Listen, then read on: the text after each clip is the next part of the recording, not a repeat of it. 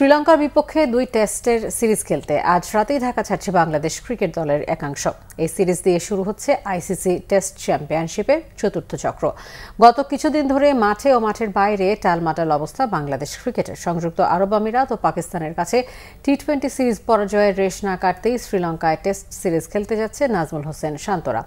এই সিরিজের বড় কোনো স্বপ্ন দেখাতে রাজি নন টেস্ট অধিনায়ক নাজমুল হোসেন শান্ত।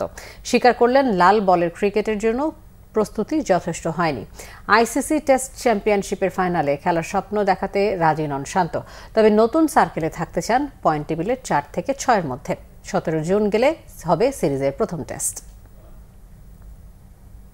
এর আগের সার্কেলে আমরা একটা ম্যাচ জিতেছিলাম, গত সার্কেলে আমরা 4টা ম্যাচ জিতেছি। সো আমাদের একটু ইমপ্রুভ হয়েছে। সো টার্গেট থাকবে যে এই সার্কেলে কিভাবে আরো 2-3টা ম্যাচ বেশি জিততে পারি। সো যদি আমরা এভাবে ছোট ছোট চিন্তা করে আগাতে পারি, কেননা একটা সময় হয়তো বাংলাদেশ টিমও একদিন ফাইনাল খেলবে। বাট খুব ইম্পর্টেন্ট যে আমরা এই বছর, এই নেক্সট 2 বছরের মধ্যে গত বছরের থেকে কিভাবে বেটার রেজাল্ট করতেছি।